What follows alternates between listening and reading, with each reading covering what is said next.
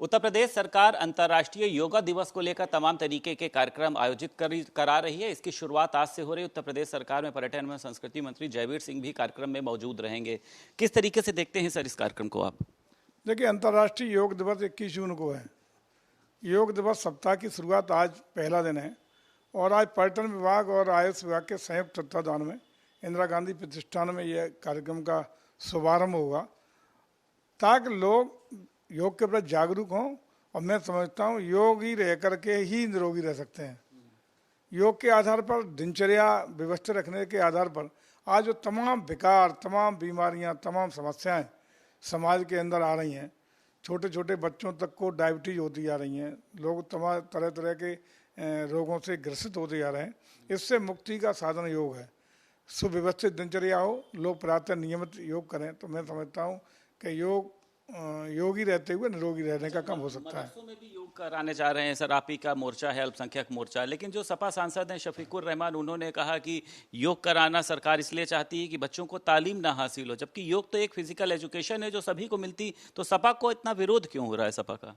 क्या ऐसी कोई व्यवस्था है जिसमें मानव को भी धर्म के आधार पर योग और निरोग के लिए अलग अलग किया जा सके? देखिए, मैं समझता हूँ कि चाहे हिंदू हो, मुस्लिम हो, सिख हो, ईसाई हो, इससे मनुष्य जो मात्र है, प्राणी मात्र है, उसके उपचार की, संयम जीवन की, लंबे जीवन की, निरोगी जीवन की व्यवस्था का नाम योग है।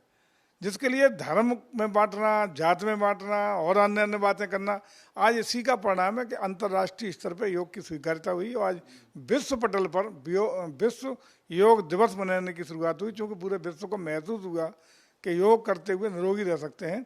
इसलिए पूरे विश्व ने इसको मान्यता दी, विश्व में इसको माना जा रहा है। लेकिन कट्टरपंथी ताकतें इस तरह की बातें करके मैं समझता हूँ कि उन अपने समाज के लोगों के प्रति भी न्याय नहीं कर रहे, उनके साथ भी कहीं न कहीं ये अन्याय की बात हो रही है। क्योंकि अगर योग में सहभागिता नहीं होगी तो निश्चित रूप से कहीं न कहीं बीमारियों से ग्रसित होना पड़ेगा, समाज में अन्य कमजोरियाँ आएंगी।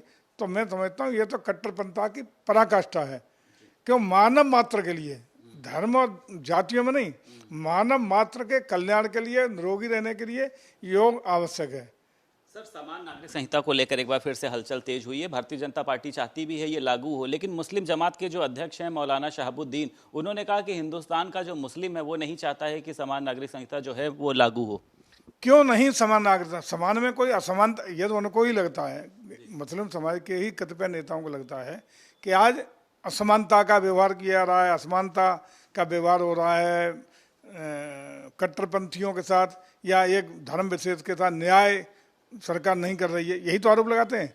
उसी को हम समान नागरिक संहिता दे रहे हैं। तो जब समानता के आधार पर हम खुद ही कह रहे हैं समानता दे रहे हैं, तो उनको कष्ट कायेगा है जब वही कहते हैं कि हमारे साथ समानता का व्यवहार नहीं हो रहा, असमानता का व्यवहार हो रहा है, हमें अछूत की तरह ट्रीट किया जा रहा है, हमें यह किया जा रहा है। ये आरोप लगातार आप देखे होंगे, नहीं कट्टरपंथी धर्मगुरुओं के रहते हैं।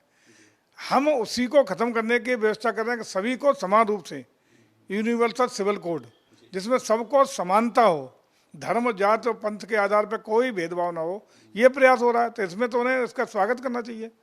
बहुत शुक्रिया सर बात करने के लिए। उत्तर प्रदेश सरकार में पर्यटन एवं संस्कृति मंत्री जयवीर सिंह हमारे साथ बात करने के लिए मौजूद थे। लखनऊ से वीडियो जर्नलिस्ट आशीष के साथ संदीप खेर, भारत समाचार।